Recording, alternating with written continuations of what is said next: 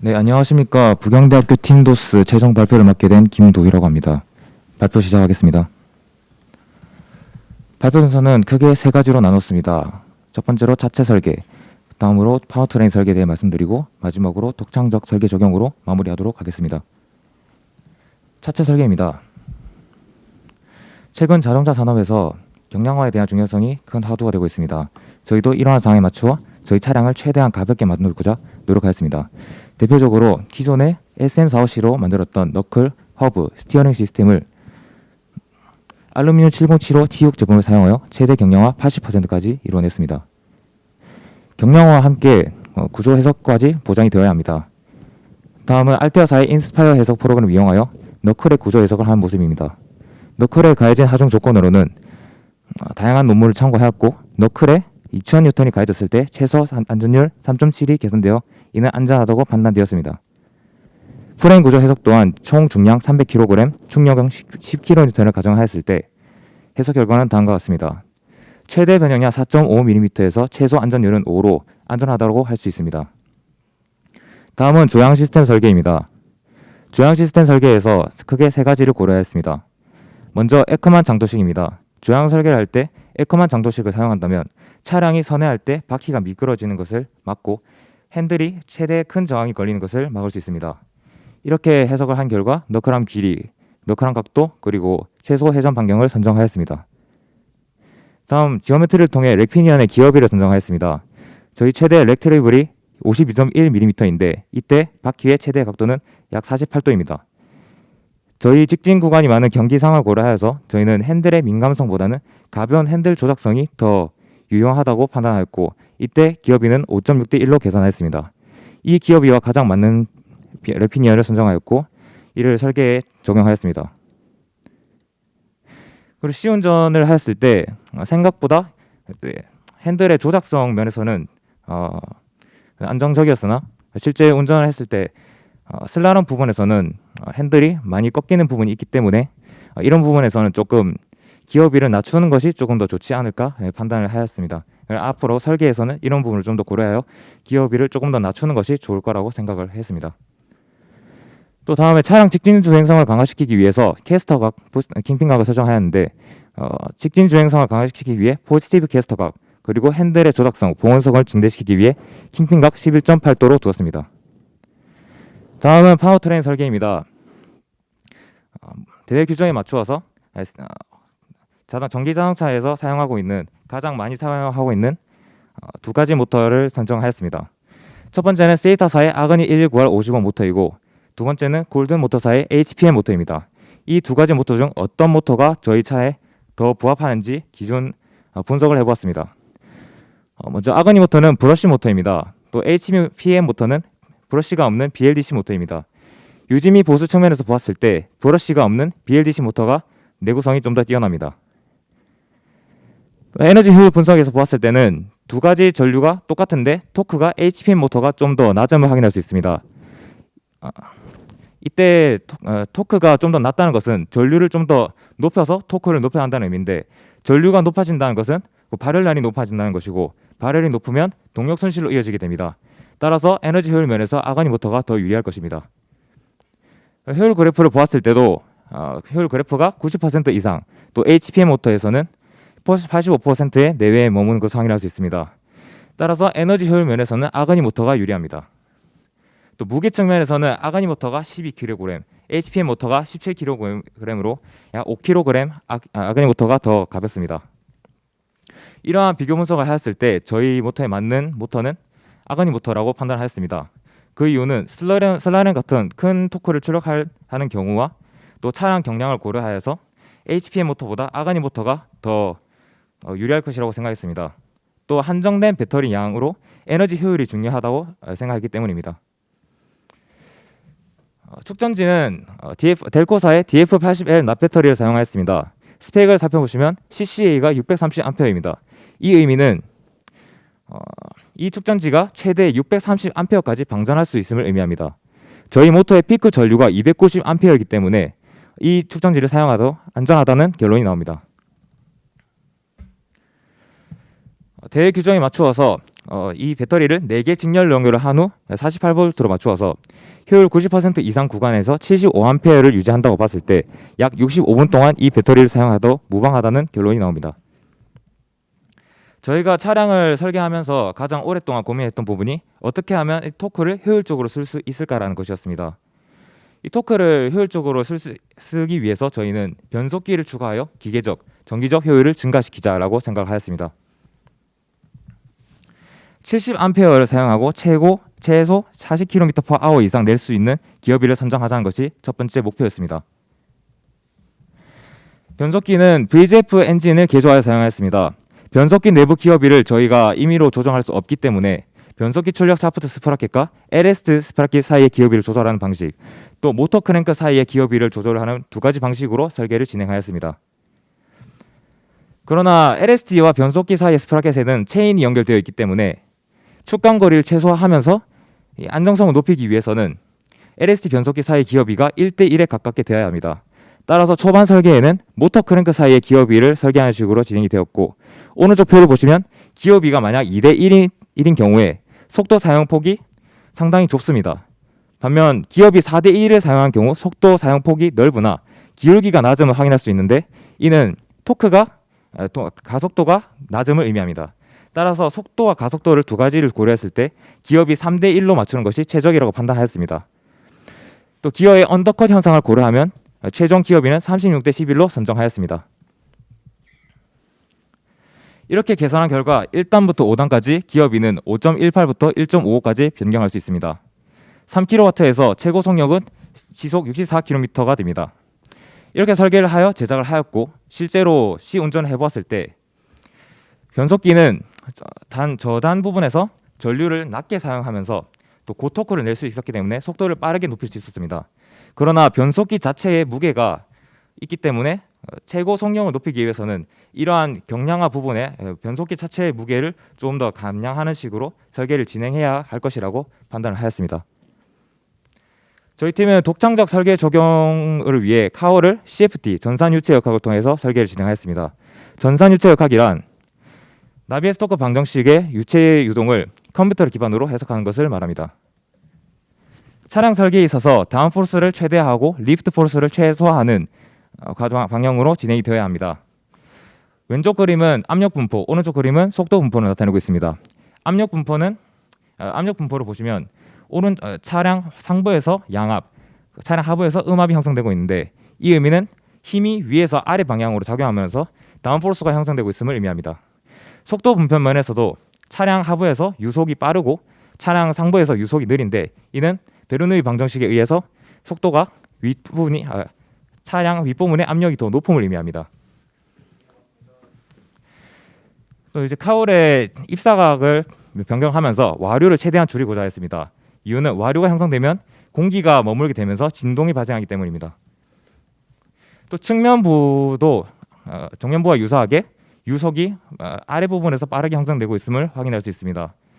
또 유속이 윗부분에서 또 빠른 구간이 있는데, 이 이유는 공기가 카울을 타고 가면서 카울을 넘으면서 공기 저항이 없어졌기 때문입니다. 이렇게 되면 유속이 빨라지면서 압력이 줄어들기 때문에 리프트 포스가 형성되게 됩니다. 이를 방지하기 위해서 저희는 측면부 카울을 유선형으로 깎아내려 공기 흐름을 바꾸었고 유속을 최대한 늦춰주었습니다. 완성된 저희 차량의 모습입니다. 이상으로 발표를 마치도록 하겠습니다. 감사합니다.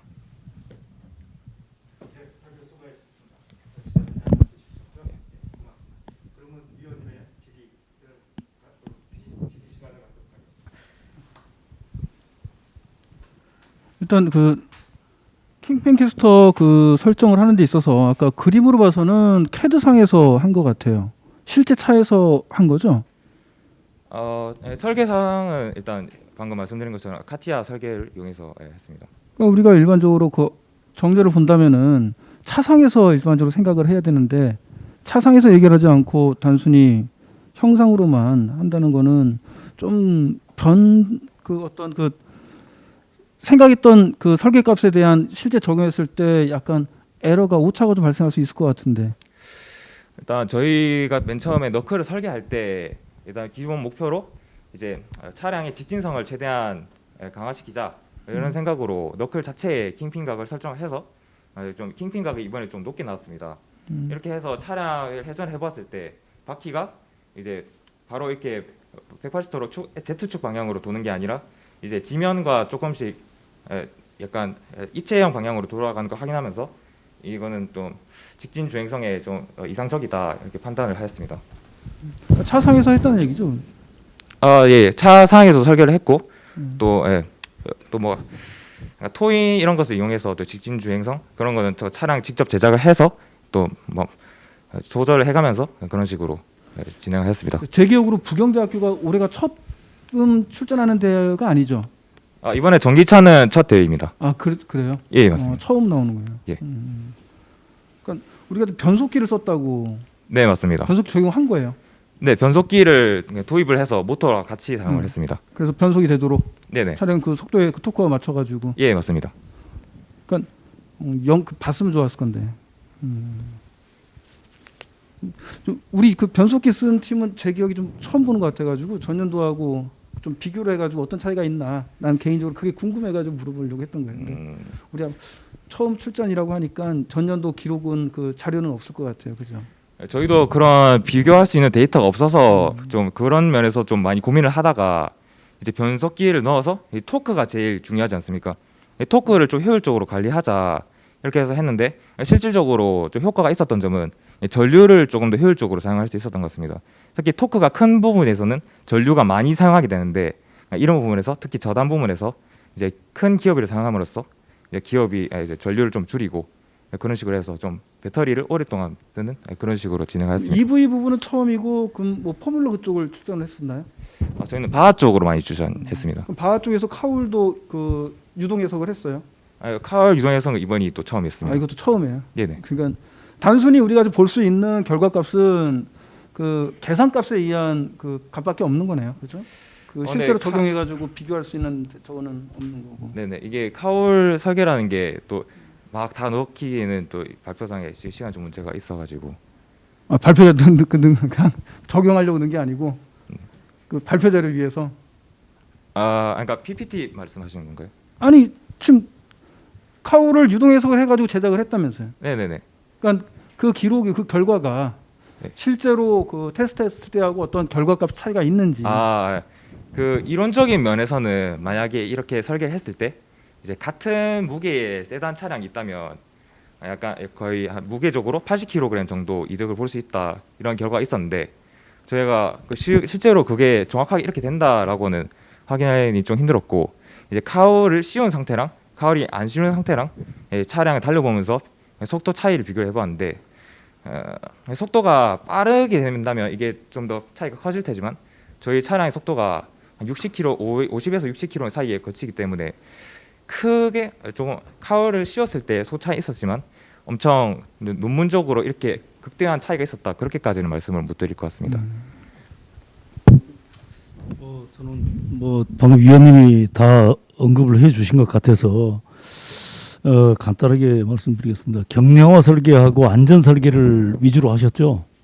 네, 그랬죠. 그렇습니다. 그래서 경량화 부분은 아무튼 이제 아까 뭐 부분적으로 보여줬고 안전 설계를 위해서는 이 CFD 유동 해석을 통한 이 하나의 그 어떤 그 기초 원천 그러니까 하나의 그런 그 이론적인 부분은 다 지금 터득을 해놨지 않습니까? 예, 맞습니다. 근데 실제 이제 우리 부경대 팀이 이 다른 팀에 비해서 좀 좋은 점이다라고 한다면 차별성이라고 한다면 어떤 점을 들을 수 있나요? 방금 말씀드린 것처럼 변속기랑 CFD 설계에 대한 부분은 다른 차들과 조금 특별한 부분이라고 생각합니다. 근데 왜 그런 얘기를 하냐면 이제 다 그런 이론적인 근거는 아주 잘 접근을 했어요. 접근을 했는데 실차에 적용했을 때 그런 부분들에 대한 좀 언급이 별로 없어. 이렇게 가서 결론은 이 차입니다라고 그렇게 그냥 얘기를 했거든요. 그래서 그 부분이 약간 아쉽네. 다른 부분에 비해서. 네. 예. 변속기 같은 경우에는 이게 실제로 저희가 차를 주행을 해보니까 물론 그런 면에서 이득이 있었지만 이제 예. 무게 같은 점에서는 예, 조금 아무튼 알았습니다. 저 어떤 기술성을 높이기 위한 그런 CFD 유동에서 아주 잘 봤습니다. 예. 네, 온라인 위원님 질의 대신하도록 하겠습니다. 뭐 차체 설계하고 이런 것을 다 이제 저 해석도 하고 해서 저 열심히 하셨는데요. 이런 설계를 할 때 몇 명이 개발에 참여했는지.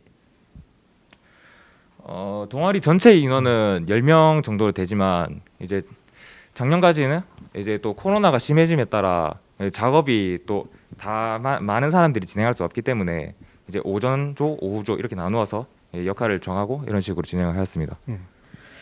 지금 저 위원님들도 전부 다 이제 CFD 설계에 대해서 저 관심이 많고 이렇게 해서 저도 이제 관심 있게 봤는데요.